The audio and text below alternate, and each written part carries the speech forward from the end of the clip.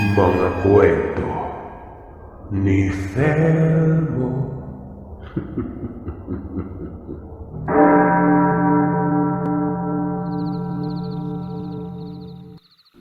Mapagpalang araw sa inyo, Sir Seth. Ako nga pala yung nagpadala sa inyo ng kwento tungkol sa karanasan ng aking tatay sa Benguet na pinamagatan yung Marcha. Muli akong nagpapasalamat sa pagpili at pagtampok ng aking kwento sa channel mo. Pasensya na rin po kung matagal akong makapagpadala ng mga email o reply sa inyo dahil medyo naging abala ako sa trabaho. Sa ngayon, gusto kong ibahagi na naman sa inyo ang karanasan naming magkakaibigan nung minsan kaming nagkaroon ng camping event sa school namin nung high schooler pa kami. Sana'y mapili nyo itong kwento ko at maibahagi naman sa channel nyo.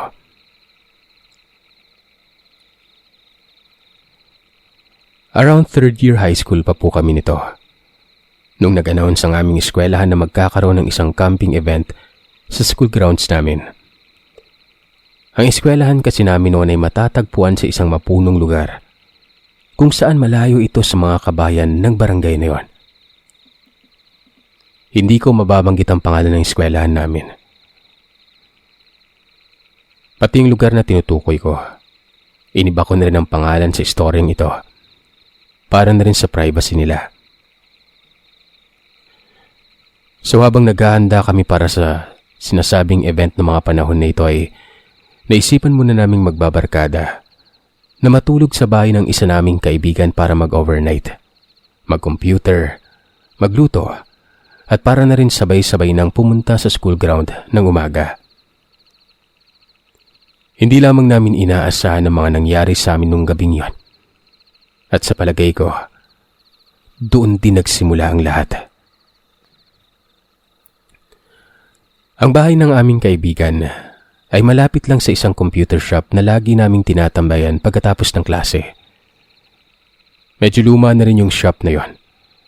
At sa araw lang na yun kami nakapagtambay at nakapaglaro na umabot ng hating gabi. Habang naglalaro kami noon, mga bandang 9:00 na ata noon, biglang nag-shutdown lahat ng computer sa shop. Akala noon namin nung una baka blackout lang. Pero biglang bumalik din pagkatapos ng ilang segundo.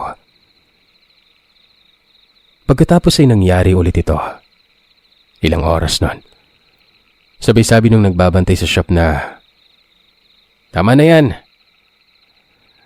Akala namin kami ang pinagsasabihan. Mag-out na sana kami pero ang sabi niya, hindi daw kami ang kausap niya, kundi yung kasama niya sa shop noon. Nagtawanan na lamang kami ng mga oras na yun kasi akala namin kami yung sinasabihan niya.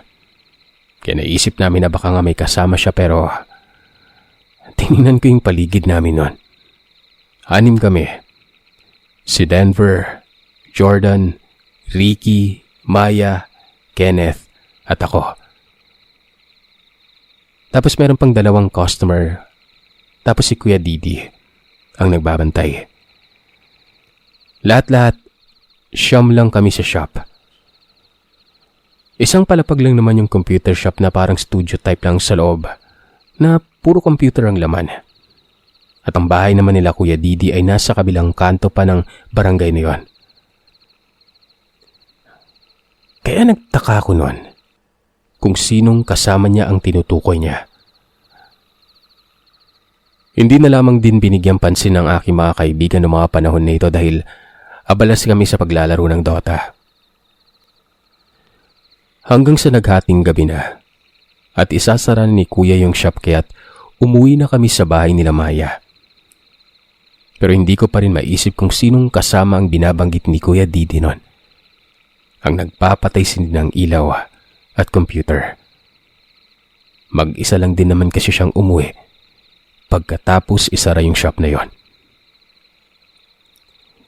Hindi ko na lamang ding binigyang pansin yon dahil magluluto pa kami ng agahan para sa class namin kinabukasan. Yun lang din kasi ang ambag naming anim para sa event na yon. Natapos kami magluto mga bandang 3:30 o hanggang 4:00 ng madaling araw. Kaya patulog na rin kami noon dahil 10:00 pa naman ang simula ng event sa eskwelahan. Walang ano-ano. Biglang nagbukas mag-isa yung gripo sa banyo nila Maya. Napaisip na kaming lahat kung sino yun dahil dapat walang kasama si Maya ng mga oras na yon. Kasi nasa ibang lugar ang kanyang mga magulang at nakitulog naman ang kanyang mga kapatid sa tiyuhin nila. Isa-isa na kaming pumunta sa banyo para i-check pero wala namang tao. Nagkatakutan na kami. Nagtakbuhan papasok ng kwarto noon. Malas pa namin dahil walang lock yung pinto ng kwarto ni Maya. Binuksan na lamang namin lahat ng ilaw sa bahay nila hanggang sa nakatulog na kami. Ang unang nagising sa amin, si Denver. Mababaw lang daw talaga yung tulog niya dahil sa nangyari sa amin noon. Pero nagising na lamang din kami ng mga bandang 7:00 ng umaga dahil ginising niya kami. Nagtataka naman kami sa kanya kasi buong oras na naroroon kami sa bahay nila Maya ng umaga tahimik lamang siya at kung magsasalita man ay pabulong nun. Tawang-tawa na lang kami sa kanya nun pero hindi namin alam na may nangyari pala sa kanya noong umaga na tulog pa kami. Nakapasok naman kami sa eskwelahan ng mga bandang 9:30. Saktong-sakto na parating na rin ang classmates namin. 10:00, nagsimula na yung event habang kinakain naming magkaklase yung niluto namin ng madaling araw noon. Ang programa kasi ng eskwelahan namin noon, 10:00 hanggang 5:00. May iba't ibang line-up at pagdating naman ng 5:00, free time na ito para makapagluto at kung ano pang pwedeng gawin. Kasama na rin dito ang paghahanda ng makakain ng hapunan. Nagaganapin ng mga bandang 8:00 sa school ground. Natapos ng ilang programa noong mga panahon na ito. Bandang 5:00, nagluluto ng iba habang naliligo naman ang iba. Medyo kulang-kulang din ang nabili ng iba pa naming kaklase kaya't nag-volunteer na lamang kaming 3. Ako, si Ricky at si Denver na pumunta sa talipapa ng aming barangay para mag-grocery. Sa paglalakad naming 3, ay dito na naikwento ni Denver ang tunay na nangyari sa kanya noong umagang nasa bahay pa kami nila Maya. Nagising umano siya ng mga bandang 6:30 ng umaga nun. Pinilit pang matulog muli. Pero gising na gising umano ang katawan nito. Kaya't bumangon na lamang siya at naghanap ng kape sa kusina nila Maya. Nang may makita umano siyang babaeng mahaba ang buhok. Nakapareho o kamukha umano ng nakababatang kapatid ni Maya na babae. Kinausap ito ni Denver habang kinikwento niya ang nangyari sa amin nung madaling araw pero hindi sumagot yung babae. Kaya naman biniro-biro na lamang ni Denver ito. Hanggang sa bigla na lamang umano itong nawala sa paningin niya. At nang makita ulit ito ni Denver, ay sa pilitang ginising na kami kahit alam daw niya na maaga pa nun. Nagtayuan naman ang mga balahibo namin ni Ricky nang naikwento niya sa amin yon. Pero sa hindi namin inaasahan, ay may naririnig na kaming naglalakad din sa likuran namin. Rinig na rinig ang mga yapak nito. Hindi sumasabay yung yapak niya sa amin nun. Kaya naman alam namin na parang may nakasunod sa amin. Sinubukan din namin na magpatuloy sa paglalakad at biglang hihinto ng sabay. At doon na nga naging klaro yung tunog ng paang kasabay namin. dahil nahuhuli yung tunog ng paghinto niya sa paghinto namin nun. Wala kaming ibang kasama. Wala kaming nakikita nun. Naunahan na kami ng takot at kaba kaya binilisan na lamang naming bumalik ng eskwelahan. Sa pagtataka naman ng klase namin at advisor kung bakit ang bilis naming nakabalik at wala kaming daladala. Ako na lamang ang nagbigay rason sa mga ito. Hindi ko na matandaan kung ano ang sinabi ko pero naintindihan naman niya kami kaya ibang kaklase na lamang namin ang inutusan nito. Kinuwento na lamang namin ito sa iba pa naming mga kaibigan. Ayaw pang maniwala ni Jordan na tila nakikipag-go with the flow na lamang siya habang tinatawanan kami. Hinayaan na lamang namin siya kasi isang matalinong tao itong si Jordan. Hindi siya basta naniniwala sa mga kwento-kwento lang. Nung bumukas nga yung may gripo sa banyo nila Maya, si Jordan lang ang may lakas loob na patay nito. At sabing baka daw loose lamang yung faucet na yon. Nang matapos ng kumain ng lahat ng dinner, ay nagkaroon pa kaming mga estudyante ng night service kung saan makikinig lamang kami sa isang guest speaker na pumunta sa school noon. Hindi na kami naka-attend ng school service na yon dahil na din sa pagod at puyat. Kaya imbis na makisama kami sa mga iba pa naming kaklase, tumakas na lamang kami sa loob ng school para maligo sa banyo. Nauna na kaming naligo nila Jordan at Ricky dahil 3 stalls lang naman ang paliguan ng banyo sa first floor. Natatakot naman yung iba naming kasamang maligo sa banyo ng mga babae, pati na rin sa mga itaas na floor. Dahil na rin sa mga kwento at mga karanasan namin nung araw na yon. Antayin na lamang daw sa pagligo nun. Pero ito na naman. Habang naliligo kami sa loob ng banyo, rinig naman namin ang sigawan nila Denver, Kenneth at Maya sa labas ng banyo. Kaya't sumigaw na lamang kami sa kanila nang patanong kung anong nangyayari. Nagulat naman kami nang bigla nilang pinagdadabog yung pinto ng banyo habang sumisigaw na pagbuksan daw namin sila. Si Jordan ang dali-daling pumunta at nagbukas ng pinto nun. Sumilip naman ako sa labas ng stall para makita kung anong nangyayari. Nang napapansin kong tila pawis na pawis yung tatlo na namumutla. Hindi na rin natiis ni Jordan, kaya't kahit nakatwalya ay lumabas ito ng banyo at pumunta sa hallway ng eskwelahan. Dali-dali namang hinila ito ni Ricky.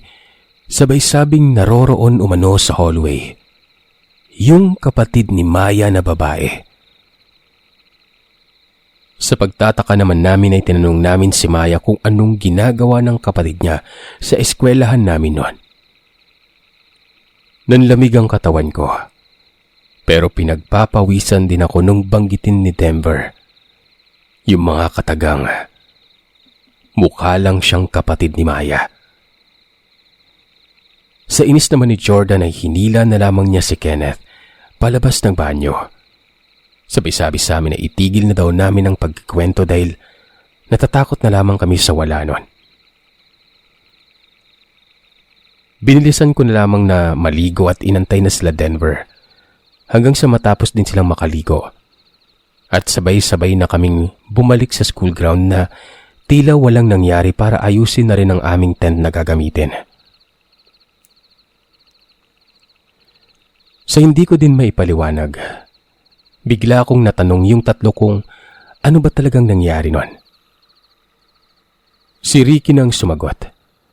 At sa kwento niya, habang naghihintay umano sila sa labas ng banyo, ay naisipan nilang maglibot muna sa hallway para magpahangin nun. Pero may naririnig daw silang mga tunog sa isang classroom, kaya sinilip nila ito mula sa itaas na bintana.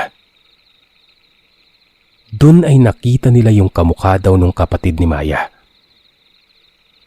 Natatakot naman umano silang tumakbo pabalik sa grounds kasi hindi pa tapos yung night service. Kung makita pa sila, mapapagalitan lamang sila ng aming advisor. Kaya't sa banyo na lamang namin sila tumakbo nun. Tahimik na lamang kaming bumalik sa school ground. At doon namin nakita sila Jordan at Kenneth na napapagalitan na pala ng advisor namin at iba pang mga teachers dahil nahuli ang mga ito habang pabalik ng school ground. Doon ko na rin nakitang inis sa mukha ni Jordan na parang sinisisi sila Denver sa nangyari sa kanila. Diretso na lamang ang tingin ko at inaayos ko na ang tent na pagtutulugan namin noon.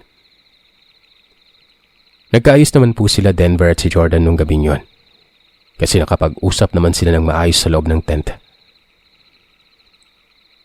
Ang pakiusap lamang ni Jordan ay itigil na umano namin ang pagkakatakutan kung saan ay sinang-ayunan naman naming lahat. Iisang tent lamang po kami nung gabing ito kasi tent pa yun ng nanay ko kung saan kasya naman ang 8 tao. Ang mga katabing tent naman namin ay sa lalaki din sa ibang section namin kaya't nagkikwentuhan lamang kami nung gabing yon na tila bang mga tsismosang magkakapitbahay. Muntik ko na rin maikwento sa kanila ang mga nangyari sa amin pero pinigilan ako ni Kenneth dahil nga nakapag-usap-usap na kami na ititigil na namin ang pagkwento sa mga bagay na yon. Sa hindi naman namin inaasahan, biglang tinanong ni Erwin, kaklase namin na sa ibang section na nasa kabilang tent, kung sino daw sa amin ang may kasamang jowa na pinasok sa may school ground. Tumahimik na lamang kami dahil alam na namin kung sino ang tinutukoy niya. Sabay patawa ko na lamang na sinagot na baka multo ang nakita niya.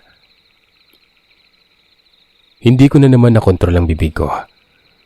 Hindi ko inisip yung sinagot kong yon.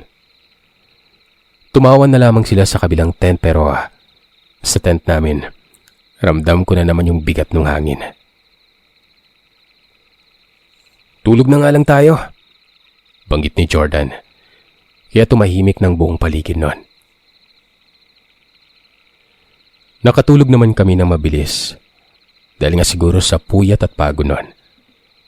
Isama mo pa na nabusog din kami nung pagkain ng dinner. Pero nagising ako makalipas lamang ang ilang oras at napansing pinatay na ng faculty staff ang mga ilaw sa buong eskwelahan. Pati na rin yung campfire sa gitna ng grounds, kaya't dilim na lamang ang nakikita ko sa paligid. Nang may mapansin akong isa pang anino sa loob ng aming tent. Pinilit ko na lamang matulog ulit habang nagdadasal. Nang marinig ko naman ang kabilang tent nila Erwin na nagkikwentuhan pa rin kung sino daw ba yung kasama naming babae na nakita nilang pabalik din sa school ground doon. Hindi na ako nagdalawang isip. Lumabas na lamang ako ng tent namin at nakipagkwentuhan sa loob ng tent nila. Kinuwento ko naman sa kanila isa-isa ang mga nangyari sa amin noon. At si Erwin naman ay nakapagkwento rin sa akin na ikinuwento pala ni Kuya Didi sa kanya na may babaeng ang kasama si Kuya Didi na tagapagbantay sa computer shop niya.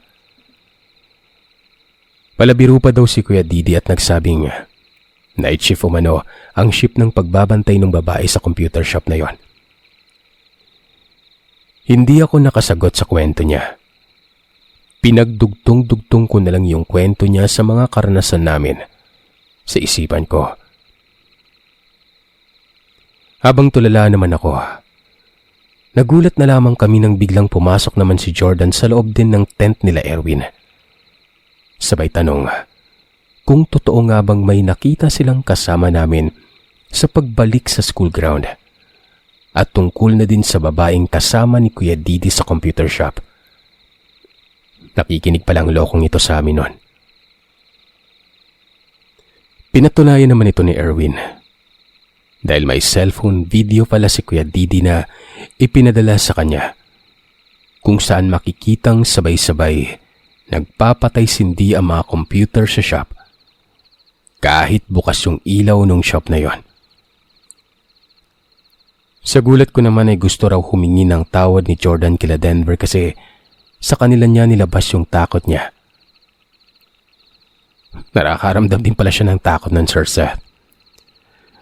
Ang sabi ko na lamang ay hayaan niya na lang kasi naiintindihan naman ni Denver yon. Gawa nang natatakot rin siya sa mga nangyari sa amin.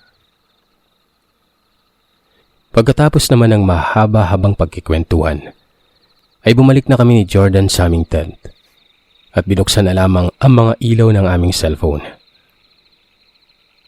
Natapos din ang gabi, patuloy pa rin ang camping event ng aming eskwelahan kinabukasan. Iba't ibang lineups na naman ang nangyari nung umagang yon. At natapos na naman ang araw na pagod lahat dahil nagkaroon pa kami ng parade sa barangay namin nung umaga. Sa bilis ng oras, dumilim na naman at binigyan na lamang kami ng free time nung gabi para i-enjoy umano naming mag-camping sa last night namin sa event na yon. Maayos naman ang lahat. Wala naman na kaming naramdaman nung araw na yon. Ni hindi na rin namin naalala yung mga nangyari sa amin nung nakaraang araw. In-enjoy na nga namin yung gabing yon, kung saan nakapagkwentuhan kami sa mga lower years namin, pati na rin sa mga fourth year students at faculty members. Nakaligo din kami ng maayos nung gabi. Hanggang sa makaisip na naman si Lokong Erwin ng pangmalakasang trip kung saan maglalaro daw kami kasama ang mga fourth year students na mga lalaki ng Spirit of the Glass. Sa takot na namin ay hindi namin binalak sumama sa mga ito. Pero lalo kaming inasar na duwag daw kami mga lalaki sa section namin. Sa inis, sumama na lamang kami sa mga ito. Papasok sa isang classroom sa eskwelahan namin kung saan walang taong makakakita sa amin noon. Ang pakiusap lang namin ay hindi kami makikipaglaro. Manonood lamang kami sa kanila. At ayun na nga, sinimulan na nilang laruin ang baso na may kasamang piso sa isang bond paper. Pagkalipas ng ilang minuto, walang nangyari. Hanggang sa umabot na kami ng 1 oras sa classroom na yon.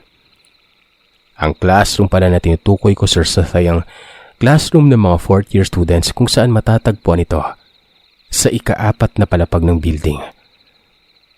At dahil sa tagal nga naming nawala sa school ground at tent namin, ay hinanap na pala kami ng mga teachers sa school building. At ayun, natagpuan kami sa floor ng mga higher years. Napagalitan kaming lahat noon at muntik pa kaming mapagkamalang gumagawa ng anomalya sa school building. Hinahanapan pa kami isa-isa sa mga gamit namin kung may dala ba kaming yosi at alak. Ang rason na lamang ng higher years nung gabing yon, Sir Seth, ay gusto lang naming subukang matulog sa classroom ng gabi. Pinagbigyan lamang kami ng mga teachers namin kaya pinabalik na lamang kami sa kanya-kanya naming tent. Hindi na rin namin naalalang idala yung baso, piso at papel na naiwan sa ika-4 na palapag ng gusaling yon. Kinaumagahan ay nag-aayos na kami ng mga gamit at naghahanda na sanang umuwi pero pinapatawag daw pala kami ng principal sa office niya. Nayari na nga kami, sir. Pagdating namin doon, ay naroroon na rin ng mga fourth year student na kasama namin nung gabi yun kaya't inakala namin na tinuluyan na kaming sinumbong ng mga teachers namin tungkol sa mga kaganapan kagabi. Ang usapan naman namin ng mga higher years ay ituloy lang daw namin yung unang rason na ikinuwento nila sa mga teachers para hindi kami mahuli. Kaya sinundan at sinang-ayunan na lamang namin ang mga kwento at rason nila noon. Sa mukha naman ng principal ay galit lamang ang nakikita namin pero nang matapos ang sermon ay inutusan muna kami ng principal. Nalinisin na lamang umano yung classroom na ginamit namin kagabi. Nagtaka naman kami kasi Malinis naman yung classroom na yun sa pagpasok at paglabas namin. Kaya't ang inakala namin ay ipinapakuha lamang yung baso, barya at papel na naiwan namin noon. Nagulantang na lamang kami sa nakita.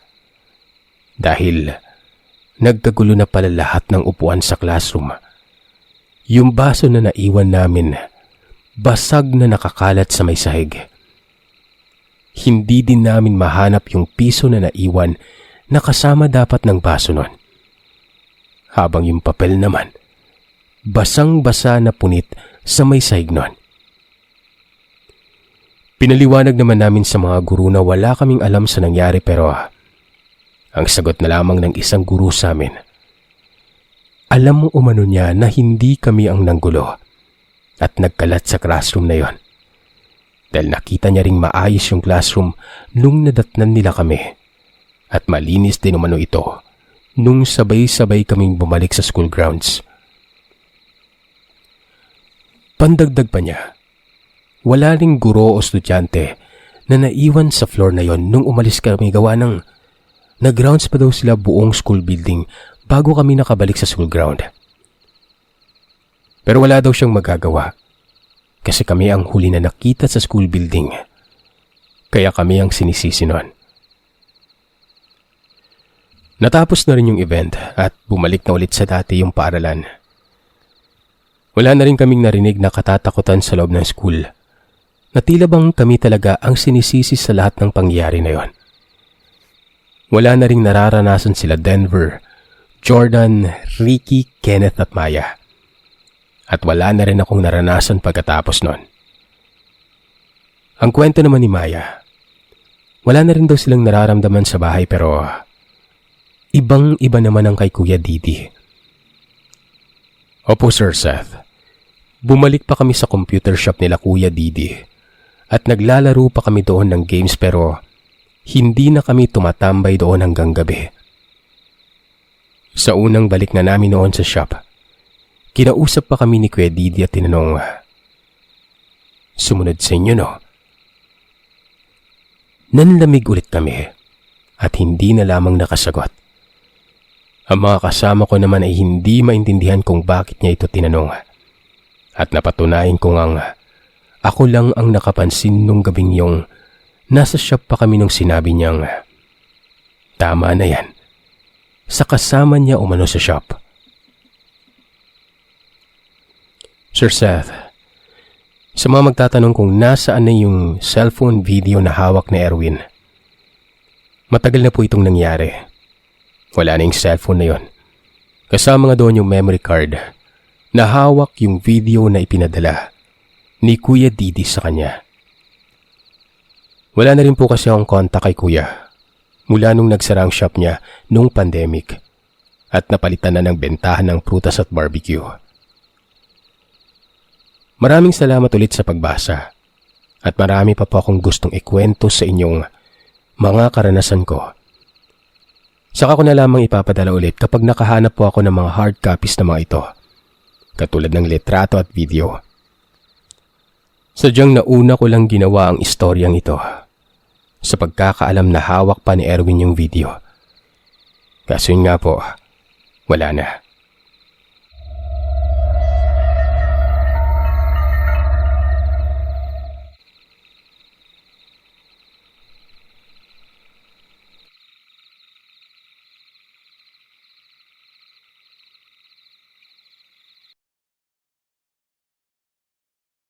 Maraming salamat mga kagiliw sa pakikinig. Madako naman tayo sa shoutout request. Sa mga gusto magpa-shoutout, i-message nyo ako sa Facebook page, Instagram at email na nakalagay sa description ng bawat story natin. Iwasan natin yung shoutout request sa comment section dahil hindi po natin siya ina-acknowledge. Okay? Shoutout and happy 1 month Lizelle Herida, 21. Happy 3rd Mark Joseph Raimundo and Lilibeth Araya. Happy 5th April Belarga. Happy 8th Amazing Grace 2829 and Soft Cheta G. Happy 12 Brendalyn De Los Reyes and Myla Alesna. Happy 14th Joy Almirez. Happy 18th Buhay na Salita TV. Happy 21st Benosor and John Lu Official. Happy 34th Raymond Salonga and happy 37th Nina Akana. Salamat po. Sa mga nag-message naman, good afternoon, Lods. Pag-greet lang ako na sa akin ng happy 3 years member sa lahat ng page mo. Happy 2nd month sa pakikinig sa nayanggaw kong si Gwen, Steph T. Kalikaran. Salamat, Lods. More stories from Ragasa C. Babati, Sir Seth, layo nakikinig sa mga kwento mo habang nagpiprepare sa pagpasok sa umaga. Emmy and Anton Pilais po ng Santo Tomas, Batangas. Salamat po. Emmy Ruth Manset Pilais. Next, good evening, Sir Seth. Pwede po bang pa-shoutout? Palagi po kami nakikinig sa iyo. 2 years na po. Pa-shoutout sa fam ko sa summer na sila Nanay Evangeline at Tatay Jerry. Tapos yung mga kapatid kong sila Jenel, Junray at Jessil na palagi nakikinig sa mga kwento mo at sa pinsan ko na si Elvis from Junji, Kalikoy. Mapagpalang araw, Sir Seth. Na-addict na po ako sa mga aswang kwento nyo. Halos maubos ko na lahat ng upload nyo. More power po sa page nyo. Pa-shoutout po sa unang nangyanggaw sa akin na panginig sa mga stories nyo. Ang Evardo family na sina Cynthia at Jappy. At sa husband ko po si Nico Solpico na nasa bar ko ngayon. Uwi ka na, B. Di na ako galit. Lumangoy ka na. Trip po naming makinig sa iyo lalo na sa pag nagro-road trip ng gabi at madaling araw. Lalo nung Odette na walang kuryente at sobrang dilim ng paligid kahit mahirap magkanet noon. Kumahanap talaga kami ng paraan para makapakinig sa stories mo. Thank you po at mabuhay po kayo. From Christine Josel T. Solpico. Thank you po. Sir, pa-shoutout, Princess Cruz from La Trinidad, Benguet. Hello po sa inyo. Good evening, Sir Seth. I'm an avid listener po sa inyong YouTube channel since 2020. Sana ay ma-shoutout niyo po ako from Mary Grace Ella ng Mabinay, Negros Oriental. Pa-shoutout din po sa Ate May Ella kong nayanggaw ko sa pakikinig sa channel niyo. Thank you po. God bless and more power sa inyo. From Mary Grace R. Ella. Thank you. Pa-shoutout po, Sir Telmo, sa mga friend ko na nagustuhan ang channel mo dahil narinig nila na pinapakinggan ko mga kwento mong pampatulog. From Akath Lee. Thank you. And last but not the least, from shoutout Sir Seth Ace Trinity from Polomolok. Ay mga kagili, maraming salamat sa inyo. Bukas po ulit.